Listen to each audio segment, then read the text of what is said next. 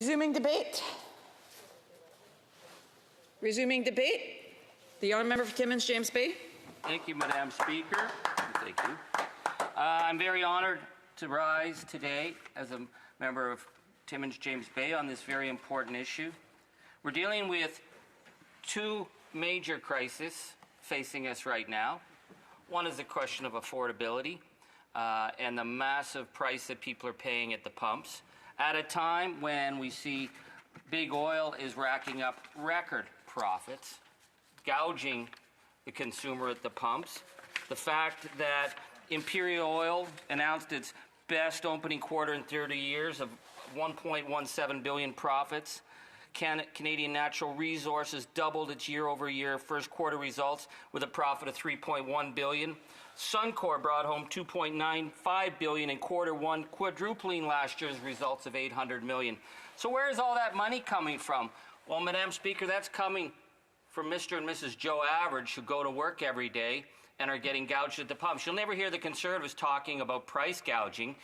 They have all kinds of theories about how unfair it is for big oil to make record profits while people can't afford to go to work. It's the same as we see in how the Conservatives are trying to talk about high grocery prices as some kind of Bank of Canada conspiracy on inflation, when in fact we learned that Loblaws has made record profits this year. They are making money gouging off Canadians.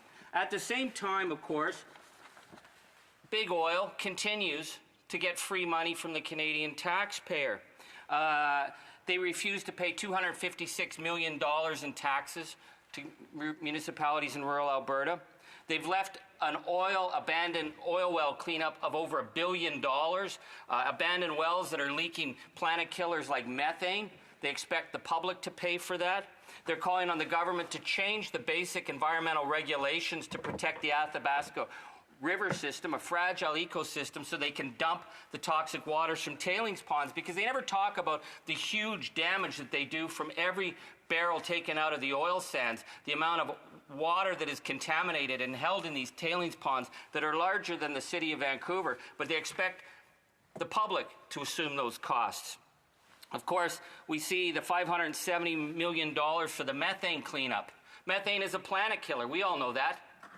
This is something that big oil, with their record profits, could easily have handled, but no, they asked the public to pay to stop the leaking of methane.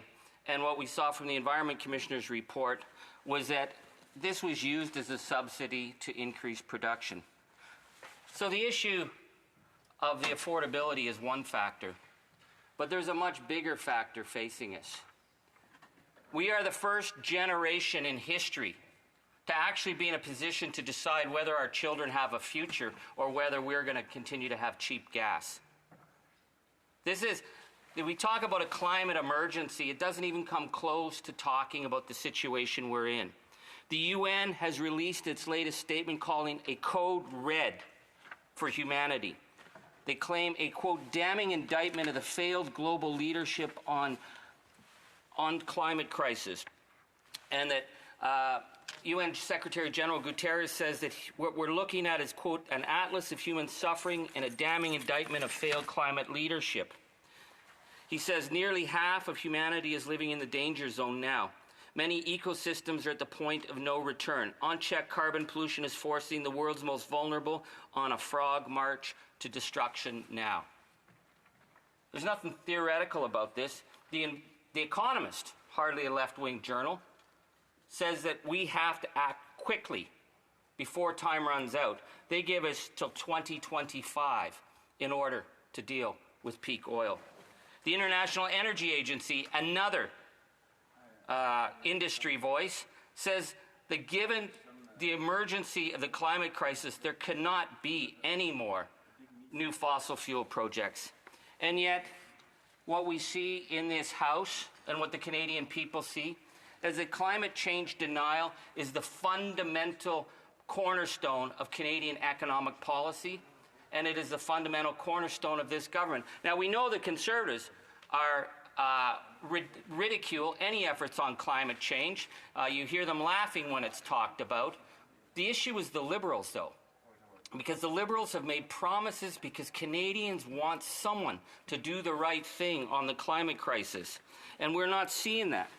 So we want to talk about a number of things that I think we need to break apart on the Liberals' arguments, because it is a scam what they are perpetrating on the Canadian people. The idea of net zero by 2050 is an absolute scam, because what they're talking about, they went to COP26 and the Prime Minister and the Environment Minister claimed that they would put an emissions cap on. Well, it certainly shocked everyone in Canada because they hadn't talked to anybody about this emissions cap.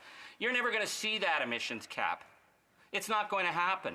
And why is it not going to happen? The emissions cap is not going to happen because what the Liberals are telling Canadians is that they can increase oil production while getting to net zero. Shame.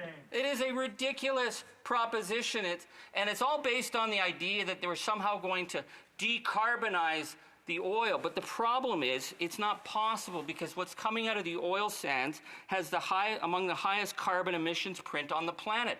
And year in, year out, despite all the promises to lower those emissions, it hasn't happened. The headline in the Wall Street Journal refers to it as amongst the dirtiest oil on the planet. Those are the facts. And if you look at the Environment Minister's latest Big Green Plan, which he said was planned out based on what the Canadian Energy Regulator's information, the Canadian Energy Regulator predicts that under this government's plan in 2050, the amount of oil that's going to be produced and burned will be the same as the amount of oil burned and produced in 2019. They are not moving off the carbon economy. In fact, as the Canadian Environment Regulator says, they're planning a massive increase, up to 1.2 million barrels a day. We've already seen this. We see Bay du Nord, 300,000 extra barrels a day. We see the money that they're pumping into TMX for an extra 800,000 barrels a day. And this is not going to help Canadians at the pumps. This is for export. Yes. The Deputy Prime Minister made it clear that the primary objective of this government is the supremacy of the market. And the market is exporting Canada's oil and increasing exports to the world market. And they claim they're going to get to net zero. And here's the other part of the scam. For every barrel of oil exported, it doesn't count on Canada's emissions. So they're going to come up with some hoodoo numbers to say there's no emissions cost here. But right now, even without the 1.2 million barrel a day increase, Canada's offshore oil export emissions are more than all of the emissions in every sector in Canada today. And the government says, well, it's not efficient to actually target the full amount of emissions. The fact is, the planet doesn't care who burns the oil or where it gets burned. This is a government that is committed to driving the oil agenda and giving big oil whatever they ask in terms of making that happen. So this leads me to the other issue, which I'm very, very concerned about, which is the issue of the so-called just transition. It has been very depressing to sit at the hearings on the just transition and see where the government is going on this. Because this isn't a situation where I come from in Northern Ontario, where we've lived through unjust transitions. When 4,000 workers lost their jobs in the uranium mines, there wasn't an alternative. When we lost the entire silver and iron mining economy in Temiskaming, there wasn't an alternative. The transition then was brutal. But what we've seen from the economic possibilities, Calgary economic development, Global Edmonton talking about thousands of new jobs, the clean energy tech talking about a 50% increase in clean energy jobs. The problem is, to get those jobs needs investment, and this government continues to deliberately underinvest in the new economy, so they're leaving workers high and dry. They're making vague promises about a transition, but it's not happening. Madam Speaker, the clock is ticking. This government, this parliament, leaders in the provinces and federally are responsible to the next generation as we look at a situation of the planet overheating The red lines are there, and we have the opportunity, we have the possibility to transform. We just don't see the political will, and that needs to be challenged. Comments? The Honourable Prime Minister.